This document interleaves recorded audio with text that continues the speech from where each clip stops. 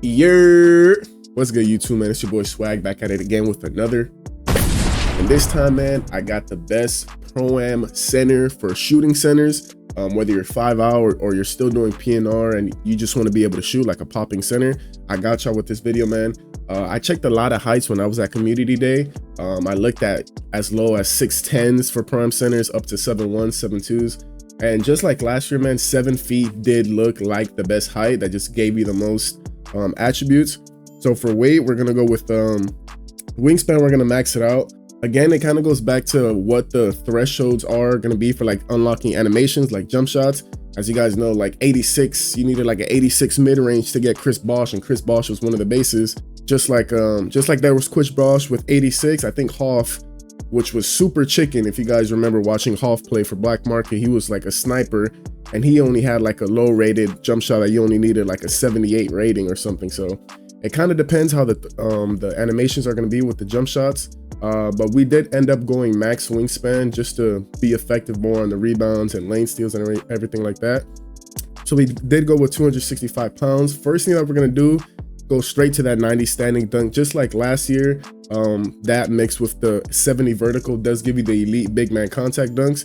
Now, I don't think the standing dunks are going to be as broken as last year because, like I said, the jab steps are out of the game. So you can't just catch it down there, get walled up, jab, and just go up with a dunk. But I still think they're going to be really effective. You guys watch my gameplay breakdown with Joel Embiid. How if you did get to that spot, maybe utilizing some post moves and stuff, which you're going to see what we do with that later on. I think it still can be effective. Now for rebounding, we're going to go with a 99 O board for that legend rebound chaser. Last year we went 99 for the Hoff. This year there's even an extra tier in that legend rebound chaser. Maybe for the 5-out, it's not 100% necessary. Even though I'm a huge vouch for the 99 O board, I think having legend rebound chaser, even for defensive rebounds, even though our defensive rebounds only going to be in the low 80s, having that 99 O board and unlocking legend rebound chaser is going to help you get a lot of defensive rebounds as well. So we're going to go with that 99 O board. Quick interruption throughout the video. It's been confirmed about the max badge perk that from Zach Timmerman, because I made a tweet. My thought process was, and what I thought about the max badge perk was that, yeah, I know it was like a season reward, but I could have sworn, and I don't know where I saw this or heard this from, but I guess I was mistaken. I didn't know that you got it every single season. I thought it was like some seasons it is going to be a perk available like through the season rewards, and other seasons it's not going to be available. So a lot of these builds that I was making was not including max badge perk. I know a lot of the comments that I saw in my videos is like, oh, why didn't you lower this? Because and then you can use your max badge perk to get it to Hall of Fame anyways. My deal is I didn't know that was an every season thing, but it was confirmed, like I said, by Zach Timmerman, a dev, in my tweet that it is every single season. So what you can do with this O board, instead of going 99, you can go 96 just for Hall of Fame rebound chaser, and then use that max badge perk to get it to legend.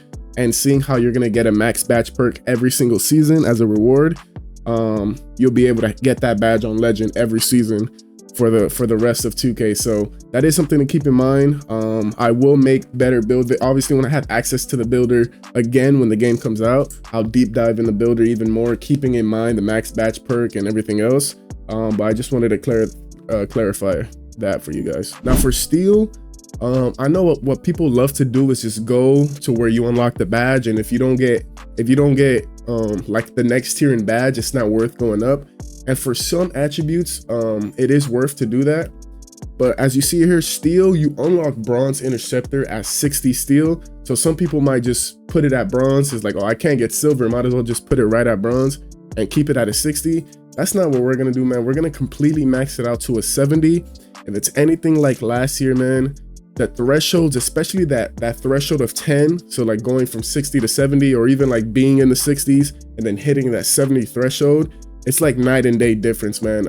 I've heard it from comp centers like Hoff himself and other prime centers that have tested 60, tested 63, 67 steal, and then 70 steal. And this is talking about last year, 2K24. And they say that the 70 steal was a huge difference, that they just locked onto the steals more. It was way easier to get the lane steal. So even though we don't get silver interceptor on this build, we're gonna max it out to a 70 steal for that bronze interceptor. So far we got the 90 standing dunk, max steal, max O-board. Now for the post control, this is what I was talking about earlier, about how to get to that spot now that the jab step is gone, you're gonna need post control in my opinion. So we're gonna go with that 85 post control, which you're gonna see once we raise our strength, unlocks a decent amount of badges.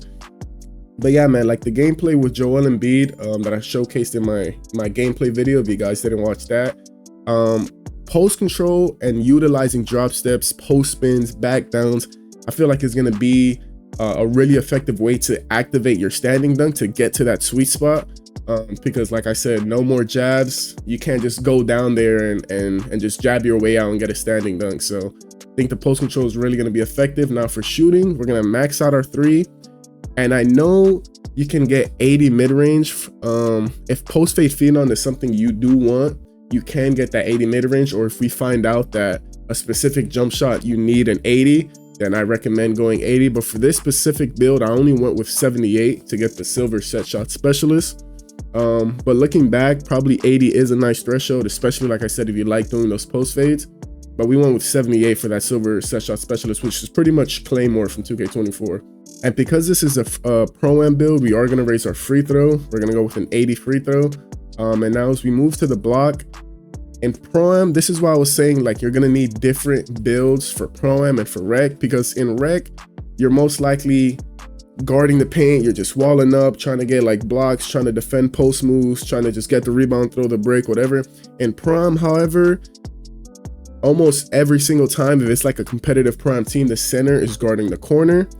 So he's not, obviously he swings down on rotations like stacks and reverses and triangles. For those of y'all who know what those rotations are, the center is swinging down sometimes, but a lot of the times the center is in the corner and swinging down every now and then. So the block and interior doesn't necessarily have to be as high. If you guys, again, I'm always comparing it to last year, because this year, the builder's super similar. Obviously, there's some differences, but the builder's super similar to last year. And the gameplay, even though the gameplay looks a lot different, there's also a lot of similarities in the gameplay as well. So I'm trying to do my best just to compare it to last year, to try to get like a feel for how it's going to be. Obviously, we don't know until we fully make custom builds and fully dive into the game playing with other players online. But for this build, man, we went with the 78 block, which does give you bronze paint controller. And also, once we upgrade our vertical, silver chase down. So this is pretty much the like interior defense that a lot of Pro-Am centers had on their builds last year. That's kind of like the threshold of the bronze anchor and silver chase down. So although it's not the highest, it's not the best, you're not probably gonna get like crazy blocks or anything like that, it should help with swinging out the corner and getting that late rotation down there in the paint. Also, a lot of the main defense is just walling up. You being a 7-footer, 265 pounds max wingspan, a lot of the times the whole point of the rotation is just to get the big center down there and just have a hand up. You're not necessarily trying to stop post moves or trying to stop like a meter dunker, you know what I'm saying? You're most likely just down there, hands up, just being a big body in the paint. So all right, as we move to the pass accuracy, this is one thing that I'm going to show you guys a different version of the build as well. If you guys do want the post control, which I think is going to be effective for getting to that sweet spot, you can only afford to get gold break starter, which is that 87. So if you do, like I said, if you do want to be able to work in the post, get that gold powerhouse, get those gold post badges, be able to drop step and meter dunk and stuff like that, which is going to be really nice and effective in my opinion, you can only afford to get the gold break starter. Now, gold break starter last year was pretty good. Obviously, a lot of the centers went Hall of Fame break starter. The Hall of Fame break starter this year is 93. So if you do want that version of the Hall of Fame break starter, let me show you guys the version right now. So this is the Hall of Fame break starter. As you can see, you need the 93 pass sack, but in turn we did lose our post control by like 20 something post control. So we only have a 60 post control. Again, it makes me question if you're going to be super effective in the paint without the ability to be able to work in the post, because like I told you, like I was saying before, the standing dunks are a little bit not as good because you can't jab step anymore, and that's what made it so OP last year. Standing dunks themselves wasn't that OP. It was the jab steps that made them OP, that got you into position for the standing dunk. So now that not having post control, are you still going to be effective in the paint? It's kind of tough to say. One thing I did want to say though, when I was at community day, this goes for all my builds. When I was at community day, I completely forgot about the +1 max batch perk, except for my power forward, because obviously you guys know I'm labbing my power forward, and I was thinking about like how can I get legend interceptor and stuff like that. So for my power forward pro-am build and for like the power forward builds, I talk about the max +1 batch perk, how you can go use it to get like legend interceptor instead of Hoff. For builds like the centers though, like this build, I kind of forgot about it. So I'm gonna be honest, you can lower your O board to like a 96 for Hoff rebound chaser, and then use your max +1 badge to get legend, still get legend rebound chaser. And maybe in doing that, now you can still get post control. So obviously when I have access to the builder again, with all this new information that we know, with me fully being locked into the builder, because for community day, I was just overwhelmed with getting play now gameplay and trying to make 20 different builds for you guys that I kind of did miss out on some effective stuff. So stay tuned, there's going to be more build videos dropping. A big thing also is that this build video is kind of like a template for you to see like a really good similar build to last year, to see what you can make. I'm not gonna sit here and say like make this build right now, because when the builder comes out again, I am gonna like go through the builds again and see the small things I can tweak again, because obviously I didn't get that much time for each build. So just a little disclaimer there, guys. You can lower your O board maybe to only get Hoff, use your +1 match badge perk, and then raise other attributes elsewhere. But again, when the full game comes out, I'm gonna fully deep dive into things like that and fully find the best builds for you guys. So y'all stay tuned. But this is the 93 pass sack version, the Hall of Fame break starter version. You can even use if you want your +1 max batch perk to get legend break starter. But we get the shades of Vucevic, Sabonis, and Sigma, and we get the build name. The build names for centers are kind of not weird, kind of unique though. They're kind of like guards. Like inside the Arc Maestro, you wouldn't think it's like a center build, but let me know what you guys think about the build, man. If it was the W build, L build, if they're better than 2K24 builds, if their center builds are worse.